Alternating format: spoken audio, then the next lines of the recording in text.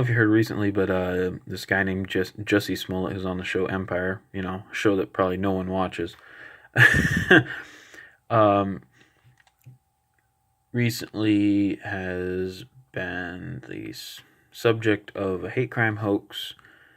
And yes, it is a hoax. We can keep going like, well, there's still a chance that it's not. It's a hoax. Like at this point, it's too obvious. I didn't even know about this until last week. Like, apparently it happened on like January 25th, but I don't watch the mainstream media, so I didn't hear it right away. I don't watch them very often anyway. And I just found it. When I did hear about it, I'm like, oh, that's obviously a hoax. Just the story was so hyperbolic and so insane. First of all, he's in Chicago. This attack happened on January 25th, so that was back when there was the polar vortex. It's about minus 20 in Chicago, like the actual temperature. The wind chill was pretty cold. Up here where I live in upstate New York, and it was really cold here.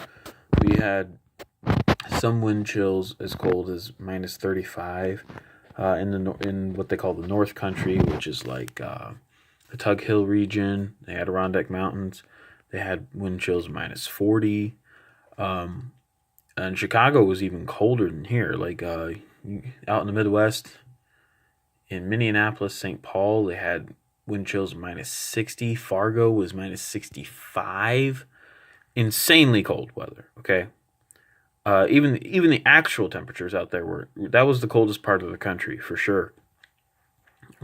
Again, the Dakotas were incredibly cold. The actual temperatures were minus 35, minus 40.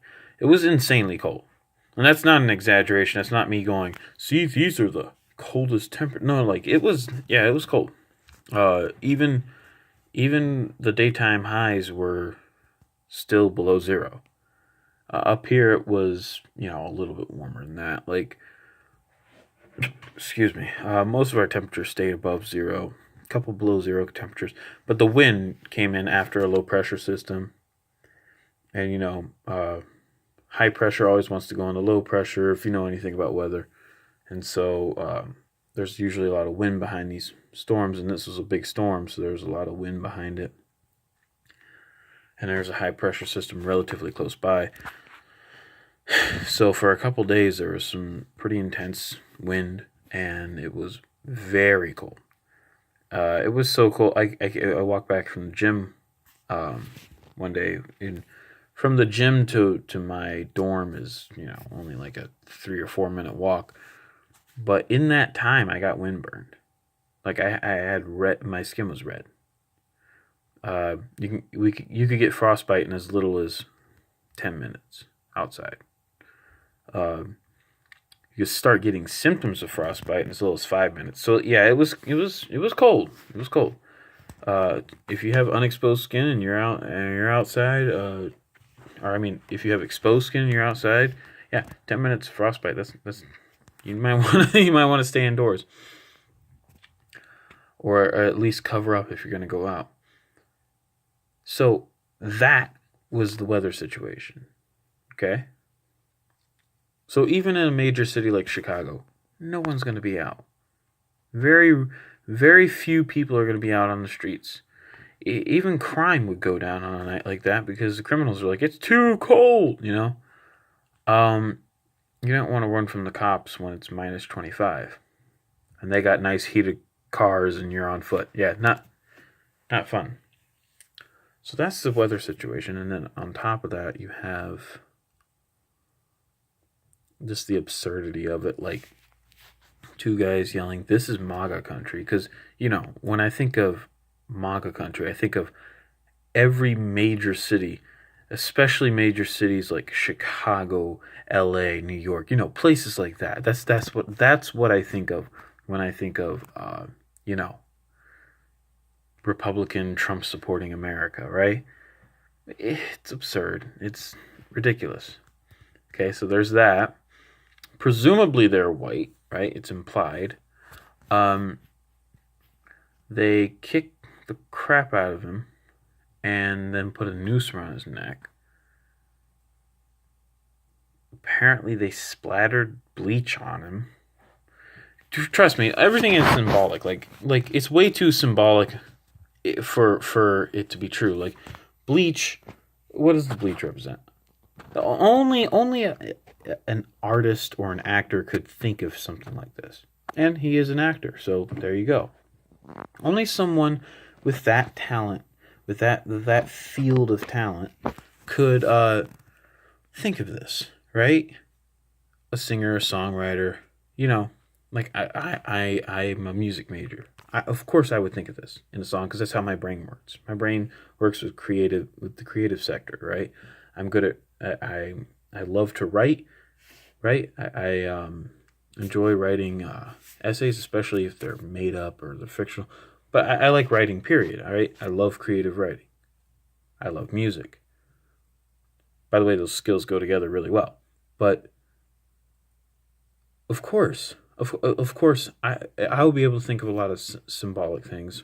Symbolism is a big part of what I do. But no normal person would think of this. That's a huge part of what I would do. But you think the average person who's going around attacking and mugging people and committing hate crimes is not a very creative minded person. They aren't a music nerd or a theater nerd, right? So it's obvious that the bleach represents obviously like bleaching, like whitewashing, things like that, right?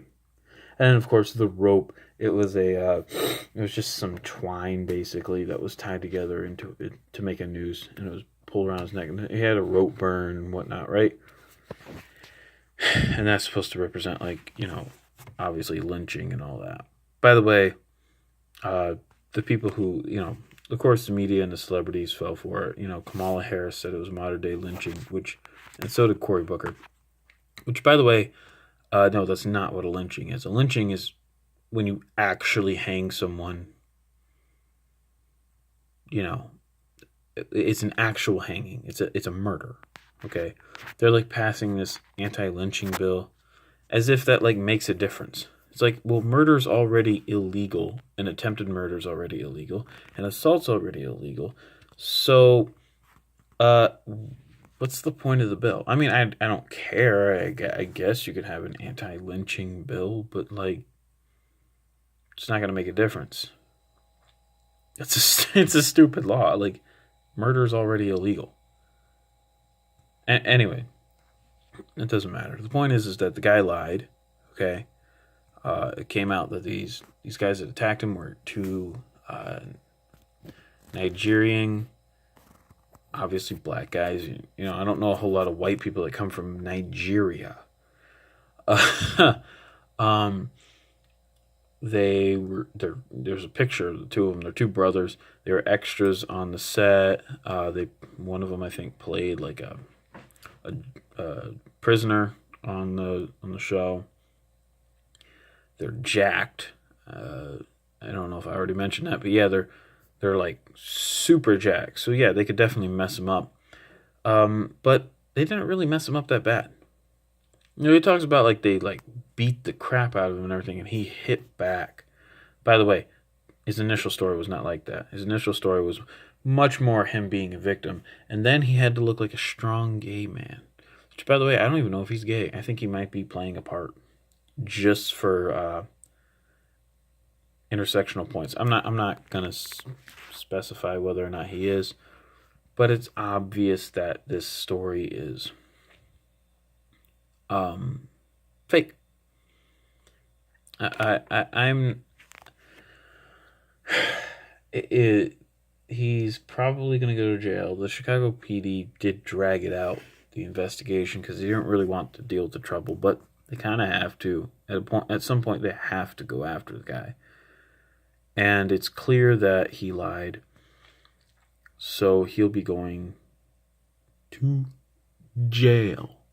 And that's all I'm going to say about it, because it's Everybody else has covered it, and there's really nothing more to say about it. It's just incredibly stupid. And you should go and watch it for yourself and see how pompous and arrogant the guy is. Definitely watch Steven Crowder's video on it. It's pretty funny. Uh, you know, it's called "What a Piece of Shit," Jussie Smollett. It's really funny. So go watch that. Paul Joseph Watson's video is pretty good on it. Owen Benjamin does a good analysis of it. Go to Owen Benjamin clips if you want you want a synopsis of it, kind of. Also, Owen Benjamin's channel, and yeah, just look into it. It's pretty ridiculous. And the media tries to gaslight it. By the way, look into that. Yeah, we didn't report on that. You can find all the information out there. That's all I'm going to say on it. So have a good one.